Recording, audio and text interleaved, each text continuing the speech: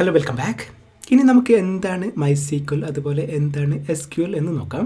So നമുക്ക് ആദ്യം തന്നെ MySQL നിന്ന് സ്റ്റാർട്ട് ചെയ്യാം. സോ MySQL നിന്ന് സ്റ്റാർട്ട് ചെയ്യുന്ന സമയത്ത് നമ്മൾ അസ്യൂം ചെയ്യുക ഒരു കമ്പനിയിൽ വർക്ക് ചെയ്യണം, നമ്മളൊരു ബാങ്കിൽ വർക്ക് ചെയ്യണമെന്ന് അസ്യൂം ചെയ്യാം. ബാങ്കിൽ നോർമലി നമുക്ക് പലതരത്തിലുള്ള ഡാറ്റ നമ്മുടെ കമ്പ്യൂട്ടറിനകത്ത് സ്റ്റോർ ചെയ്യേണ്ടി വരും. ബാങ്കിൽ ഒരുപാട് സെർവർ ഉണ്ടാകും. ആ സെർവറിനകത്ത് നമ്മുടെ ഡാറ്റ സിസ്റ്റമാറ്റിക്കായിട്ട് സ്റ്റോർ ചെയ്യേണ്ടി വരും. ഇത്തരം ഡാറ്റ സ്റ്റോർ ചെയ്യാൻ വേണ്ടി മിക്കപ്പോഴും നമുക്ക് സോഫ്റ്റ്വെയറുകൾ യൂസ് ചെയ്യേണ്ടി വരും. നമുക്കൊരിക്കലും നോട്ട് പാഡിലോ അല്ലെങ്കിൽ ചെറിയ ഏതെങ്കിലും ഫയലിലോ ഒന്നായിട്ട് ഇത്രയും ഡാറ്റ സ്റ്റോർ ചെയ്യാൻ കഴിയില്ല. ഈ ഡാറ്റ സിസ്റ്റമാറ്റിക്കായിട്ട് സ്റ്റോർ ചെയ്യണം. അതുകൊണ്ട് തന്നെ നമുക്ക് മിക്കവാറും സോഫ്റ്റ്വെയറുകൾ യൂസ് ചെയ്യേണ്ടി വരും. അങ്ങനെ യൂസ് ചെയ്യാൻ പറ്റുന്ന നിരവധി സോഫ്റ്റ്വെയറുകളുണ്ട്. അതിനൊരു എക്സാമ്പിളാണ് MySQL, SQL server, Oracle, PostgreSQL, അങ്ങനെ ഒരുപാട് സോഫ്റ്റ്വെയറുകളുണ്ട്. ഇത്തരം സോഫ്റ്റ്വെയറുകളുടെ ജനറലായിട്ട് പറയുന്ന പേരാണ് റിലേഷണൽ ഡാറ്റാബേസ് മാനേജ്മെൻറ്റ് സിസ്റ്റം അല്ലെങ്കിൽ ഡാറ്റാബേസ് മാനേജ്മെൻറ്റ് സിസ്റ്റം. അതായത് ഡാറ്റാബേസ് മാനേജ്മെൻറ്റ് സിസ്റ്റം എന്നതുകൊണ്ട് ഉദ്ദേശിക്കുന്നത് അത് സോഫ്റ്റ്വെയർ ആണ്. ആ സോഫ്റ്റ്വെയർ യൂസ് ചെയ്ത് നമുക്ക് ഡാറ്റാബേസിനെ മാനേജ് ചെയ്യാം. ഈ പറഞ്ഞ 4 സോഫ്റ്റ്വെയറുകളും, അതായത് MySQL ആയിക്കോട്ടെ, SQL സെർവർ ആയിക്കോട്ടെ, ഒറാക്കിൾ ആയിക്കോട്ടെ, PostgreSQL ആയിക്കോട്ടെ, ഇതൊക്കെ റിലേഷണൽ ടൈപ്പിലാണ് ഡാറ്റ സ്റ്റോർ ചെയ്യുക. റിലേഷണൽ എന്ന് പറഞ്ഞാൽ ടേബിൾ ക്രിയേറ്റ് ചെയ്ത് ആ ടേബിളിൻ്റെ അകത്തായിരിക്കും നമ്മുടെ ഡാറ്റ സ്റ്റോർ ചെയ്യുക. സോ ഫസ്റ്റ് ക്വസ്റ്റ്യൻ, MySQL എന്താണെന്ന് പറഞ്ഞാൽ അതൊരു സോഫ്റ്റ്വെയർ ആണ്. ആ സോഫ്റ്റ്വെയർ പറഞ്ഞാൽ ഡാറ്റാബേസ് ക്രിയേറ്റ് ചെയ്യാനും മാനേജ് ചെയ്യാനും നമ്മളെ സഹായിക്കുന്നു. ഇത്തരം സോഫ്റ്റ്വെയറുകളുടെ പൊതുവെ പറയുന്ന പേരാണ് ഡാറ്റാബേസ് മാനേജ്മെൻറ്റ് സിസ്റ്റം. ഇതിന് മറ്റൊരു എക്സാമ്പിളാണ് SQL സെർവർ, ഒറാക്കിൾ, PostgreSQL.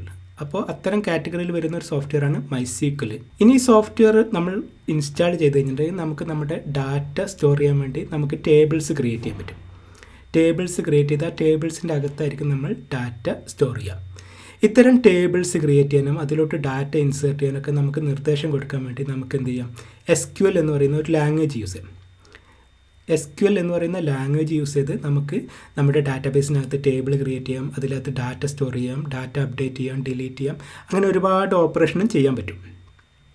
നമ്മൾ ഏത് സോഫ്റ്റ്വെയർ, MySQL ആയിക്കോട്ടെ, SQL സെർവർ ആയിക്കോട്ടെ, ഒറാക്കിൾ ആയിക്കോട്ടെ, PostgreSQL ആയിക്കോട്ടെ, ഏത് സോഫ്റ്റ്വെയർ ഇൻസ്റ്റാൾ ചെയ്ത് കഴിഞ്ഞാലും SQL എന്ന് പറയുന്ന ഒറ്റ സ്റ്റാൻഡേർഡ് ലാംഗ്വേജ് യൂസ് ചെയ്ത് ഈ എല്ലാ ഡാറ്റാബേസ് മാനേജ്മെൻറ്റ് സിസ്റ്റത്തായിട്ടും നമുക്ക് കമ്മ്യൂണിക്കേറ്റ് ചെയ്യാൻ പറ്റും. കാരണം എല്ലാ ഡാറ്റാബേസ് മാനേജ്മെൻറ്റ് സിസ്റ്റം ഏകദേശം 90% സിമിലർ ആയിട്ടുള്ള SQL സ്റ്റേറ്റ്മെൻറ്റാണ് യൂസ് ചെയ്യുക. അതുകൊണ്ട് തന്നെ SQL എന്ന് പറയുന്ന പ്രോഗ്രാമിംഗ് ലാംഗ്വേജ് പഠിച്ചിട്ടുണ്ടെങ്കിൽ നമുക്ക് ഈ 4 അല്ലെങ്കിൽ ഇതിൽ കൂടുതൽ റിലേഷണൽ ഡാറ്റാബേസ് മാനേജ്മെൻറ്റ് സിസ്റ്റമായിട്ട് കമ്മ്യൂണിക്കേറ്റ് ചെയ്യാൻ പറ്റും. ഇനി ഇതിൻ്റെ വർക്കിംഗ് എങ്ങനെയാണെന്നും കൂടി ജസ്റ്റ് നോക്കാം. അസ്യൂം ചെയ്യാൻ നമ്മളൊരു ബാങ്കിലെ ഡാറ്റാബേസ് സെർവർ ആക്സസ് ചെയ്യണമെന്ന് വിചാരിക്കാം.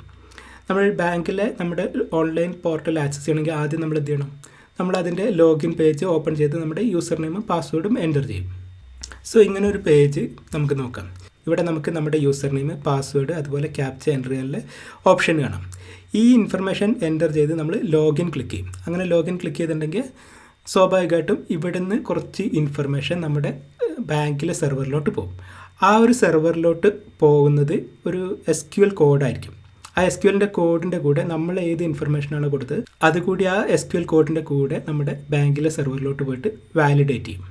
ഇവിടെ നമ്മൾ യൂസ് ചെയ്യുന്നത് ഒരു യൂസർ നെയിം പാസ്വേഡ് ആയിരിക്കും. പക്ഷേ ബാക്ക് എൻഡിൽ അത് ഒരു SQL കോഡിൻ്റെ സഹായത്തോടായിരിക്കും ഡാറ്റാബേസ് സെർവറുമായിട്ട് കമ്മ്യൂണിക്കേറ്റ് ചെയ്യാം. അപ്പോൾ നമ്മളൊരു യൂസർ നെയിമോ പാസ്വേഡോ എൻ്റർ അടിച്ചിട്ടുണ്ടെങ്കിൽ ബാക്ക് എൻഡിൽ അതൊരു SQL കോഡിൻ്റെ സഹായത്തോടെ നമ്മുടെ സെർവറുമായിട്ട് കമ്മ്യൂണിക്കേറ്റ് ചെയ്ത് ആ റിസൾട്ടിനനുസരിച്ച് ആ യൂസർ നെയിമും പാസ്വേഡുള്ള ഒരു അക്കൗണ്ട് ഉണ്ടെങ്കിൽ നമുക്ക് ഹോം പേജിലോട്ട് പോകാം, അല്ലെങ്കിൽ കറക്റ്റ് യൂസർ നെയിമും പാസ്വേഡ് അടിക്കാൻ പറഞ്ഞ ഒരു വാർണിംഗ് വരും.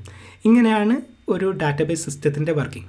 അതായത് യൂസറും സെർവറുകളും തമ്മിലുള്ള കമ്മ്യൂണിക്കേഷന് വേണ്ടി നമ്മൾ യൂസ് ചെയ്യുന്ന ലാംഗ്വേജാണ് SQL. ഇതിനെ നമുക്ക് SQL എന്ന് പറയാം, അല്ലെങ്കിൽ SQL എന്ന് പറയാം. നമുക്ക് എയ്തർ SQL എന്ന് യൂസ് ചെയ്യാം അല്ലെങ്കിൽ SQL എന്നും യൂസ് ചെയ്യാം. So that's all for this video. Thanks for watching.